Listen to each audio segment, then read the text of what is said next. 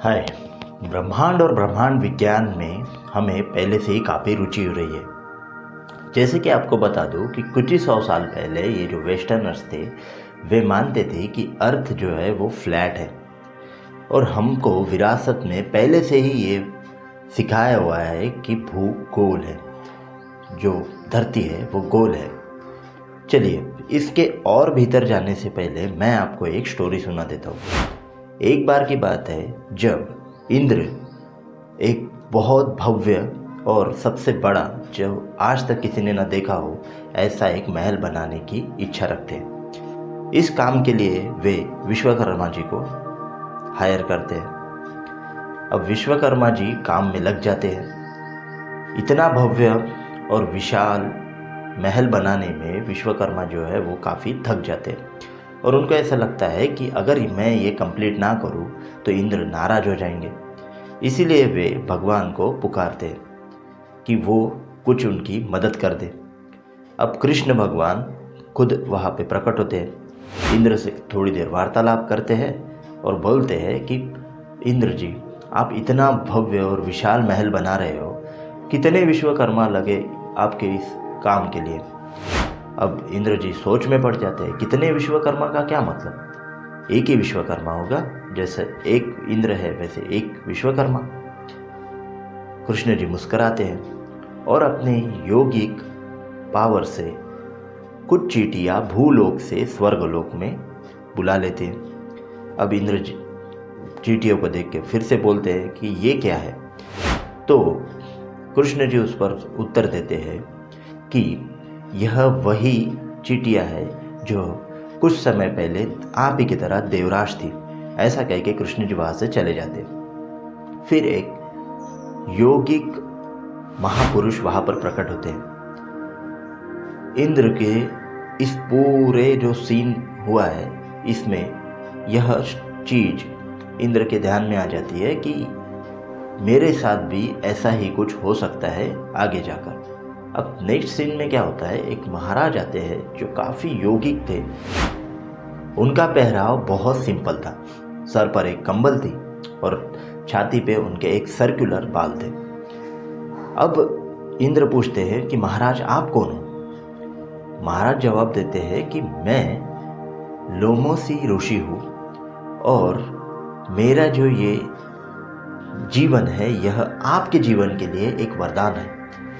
इंद्र पूछते हैं कैसे, तो वह बताते हैं कि आपका जो एक कंप्लीट लाइफ स्पैन है, आपका जब जैसे ही एक लाइफ स्पैन ख़त्म हो जाता है तो मेरा एक छाती पे का बाल गिर जाता है। तो जितने गैप बने हैं उसमें उतना बार आपने जन्म लिया है। मेरे भी, वो लामोसी ऋषि कहते हैं कि मेरे भी जो शिष्य थे वो आप ही की तरह एक बहुत बड़ा और विशाल महल मेरे लिए बनाना चाहते थे, लेकिन मैंने ऐसा करने से उनको रोक दिया।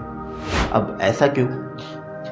तो लामोसी ऋषि उस पर जवाब देते हैं कि जीवन काफ़ी छोटा है, उसे ऐसे समय या ऐसे कार्यों के लिए व्यर्थ नहीं करना चाहिए। तो इंद्र इस पर काफ़ी सोच में पड़ जाते हैं कि यह व्यक्ति या यह महापुरुष जो मेरा जीवन और मेरा मरण कैलकुलेट कर रहा है, वह खुद कह रहा है कि जीवन काफ़ी छोटा है। अब इंद्र को लगता है कि मैं भी तो मेरा समय ऐसे कार्यों में व्यर्थ कर रहा हूँ। तो इंद्र का जो सबसे बड़ा और सबसे विशाल महल बनाने का जो एक ईगो था वह चकनाचूर हो जाता है।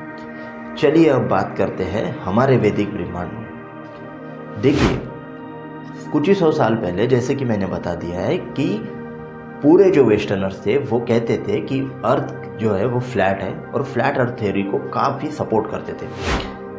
तो जैसे ही कॉपरनिकस ने हेलियोसेंट्रिक थ्योरी निकाली और ब्रूनो जो वो समय के ही साइंटिस्ट थे उन्होंने उसको सपोर्ट किया, तो उन्हें जिंदा जला दिया। तो ऐसा हुआ। फिर कुछ सालों बाद गैलीलियो आए। गैलीलियो ने अपनी दूरबीन की खोज की। उन्होंने डबल कॉन्वेक्स लेंस की बजाय एक कॉन्वेक्स लेंस और एक कॉन्केव लेंस यूज़ करके काफ़ी साइंटिफिक डाटा कलेक्ट किया। वह साइंटिफिक डाटा प्रपोज किया और कैसे हीलियोसेंट्रिक थ्योरी ही सही है यह उन्होंने साबित कर दिया। फिर भी एक चीज़ तो बची ही रही कि प्लैनेट्स जो है वो सन के इर्द गिर्द सर्कुलर ऑर्बिट में घूमते। इस पर केपलर आए। केपलर ने यह साबित कर दिया कि प्लैनेट्स जो है वो सन के पूरा सर्कुलर ऑर्बिट में नहीं बल्कि इलिप्टिकल ऑर्बिट में घूमते। अब जिसको हम मतलब इस पूरे जो स्ट्रक्चर है उसको हम मिल्की वे कहते हैं। अब यही सारी बातें हमारे वैदिक जो ग्रंथ है उसमें कहाँ पर है और कैसे इसको डिस्क्राइब किया है यह भी बात कर लेते हैं। देखिए, वेदा में 7 लोकास, 5 मंडलास और 3 त्रिलोकास है। सबसे पहले जो आता है ना वो चंद्र मंडल आता है जिसके हम चंद्रलोक भी कहते हैं।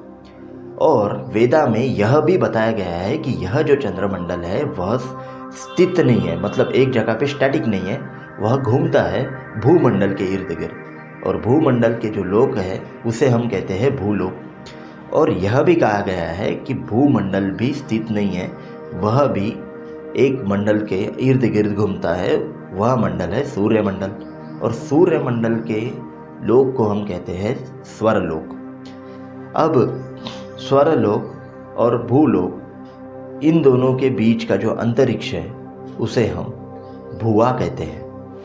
तो भू, भुवा और स्वर यह एक पहला त्रिलोक हो गया। और यह भी कहा गया है वेदा में कि सूर्यमंडल जो है वह भी एक जगह पे स्थित नहीं है, वह भी एक मंडल की परिक्रमा करता है जिसे परमिष्टि मंडल कहते हैं।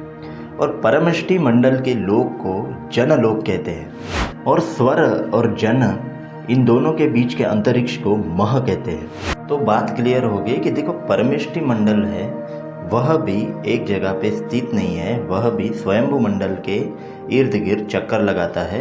स्वयंभू मंडल का लोक है ब्रह्मलोका। तो ये हुआ दूसरा त्रिलोकी, जन, मह और ब्रह्म। यह जो है यह दूसरा त्रिलोकी हुआ।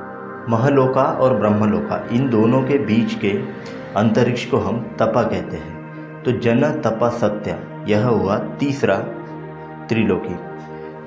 देखिए, इस प्रकार से 3 त्रिलोकी, 5 मंडल और 7 लोकास, इसका पूरा डिस्क्रिप्शन वेदा में दिया हुआ है। यही सारी चीज़ें जो अन्य धर्मशास्त्र पंडित थे उन्होंने पिक कर ली और वह भी कहने लगे 7वां आसमान एंड सो। तो में सिर्फ अंतरिक्ष का नॉलेज भी नहीं दिया है, धरती के नीचे का भी 7 थर उन्होंने डिस्क्राइब किए हैं। जैसे कि वेदों में बताया है तल, अतल, वितल, सुतल, महातल, तलातल, रसतल और पातल। आप एक बार इमेजिन करके देखिए कि इतना डीप और सटीक डिस्क्रिप्शन हमारे वेदा में दिया हुआ है जो कि हम बस डिकोड नहीं कर पा रहे हैं, क्योंकि जो नॉलेज उन्होंने रखा है, लिख कर रखा है, वह डिकोड करने के लिए जो लैंग्वेज चाहिए वह पास ऑन नहीं हुई है, बीच में एक गैप आ गई है। अभी आगे हम देखेंगे कि मल्टीपल यूनिवर्स की थ्योरी को भी वेदा में कैसे डिस्क्राइब किया है। इसके लिए एक छोटी सी स्टोरी है, आपको बता देता हूँ। देखिए, एक बार है जो ब्रह्मा जी कृष्ण जी के जब स्वर्गलोक में थे तब वहाँ पर उनको मिलने के गए। द्वारपाल जी को जाते ही, जो द्वारपाल रहते हैं पहले, जो गेट पे रहते हैं, उनसे कहा कि कृष्णा जी को बताइए कि ब्रह्मा जी आए हैं और आपसे मिलना चाहते हैं। ब्रह्मा जी वहीं पर रुके रहे। द्वारपाल गए, कृष्णा जी के बोला कि ब्रह्मा जी आए हुए हैं, आपको मिलना चाहते हैं। तो कृष्णा जी ने कहा कि उनसे पूछिए कि वे कौन से ब्रह्मा हैं। तो द्वारपाल जी गए और पूछा कि आप कौन हो, आप कौन से ब्रह्मा हो। तो ब्रह्मा जी थोड़े से आश्चर्यचकित रहे कि कौन से ब्रह्मा जी का मतलब क्या है। तो उन्होंने बोला कि मैं 4 सिर वाला, मतलब 4 हेडेड ब्रह्मा हूँ। तो यह कह के द्वारपाल जी गए, उनको बताया कि ऐसा ऐसा है, और जो 4 हेडेड ब्रह्मा जी ऐसा खुद का डिस्क्रिप्शन वो दे रहे हैं। तो कृष्णा जी ने मुस्कुराकर द्वारपाल जी को बोला कि आप भेज दीजिए उन्हें अंदर। तो ब्रह्मा जी आए और पहला क्वेश्चन उनका वही था कृष्णा जी से कि आपने कैसे कह दिया कि कौन ब्रह्मा करके। तो कृष्ण ने बताया कि आप 2 मिनट रुकिए, और उन्होंने जो सारे यूनिवर्स के ब्रह्मा जी थे उनको कॉल अप किया। तो एक एक करके सारे ब्रह्मा जी आने लगे। किसी के 100 सिर थे, किसी के 1000, किसी के 10,000, लाख, 10 लाख, करोड़, ऐसा इंक्रीजिंग ऑर्डर में बढ़ते गए। ब्रह्मा जी देखते रहे कि यार मुझे सिर्फ 4 ही सर है और मेरा यूनिवर्स इतना बड़ा है, अगर ये ब्रह्मा जी को 100 सिर है तो इनका यूनिवर्स कितना बड़ा होगा। क्योंकि ये जो दिया है वो डायरेक्शंस के लिए, अकॉर्डिंग टू मी, ये जो डायरेक्शन सेंस के लिए ब्रह्मा जी को ही धरती का रचैया कहते हैं ना, तो ऐसा है। तो उतना डायरेक्शन की तरफ उनका जो ध्यान जाएगा, इसके लिए 4 हेडेड ब्रह्मा जी है। 100 हेडेड वालों का यूनिवर्स उससे भी बड़ा होगा।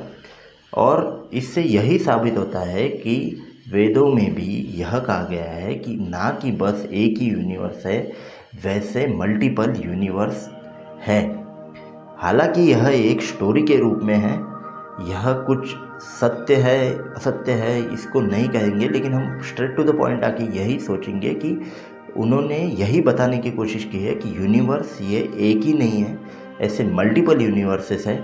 जो आज की मॉडर्न साइंटिफिक जो थ्योरी है वह भी इसको सपोर्ट करती है और 100% इसको वैलिड मानती है। तो ऐसी ही जानकारी हम इस चैनल से लेते रहेंगे। आपको अगर ये वीडियो भी पसंद आई है तो प्लीज़ लाइक, शेयर और सब्सक्राइब कर दीजिए। Thank you so much.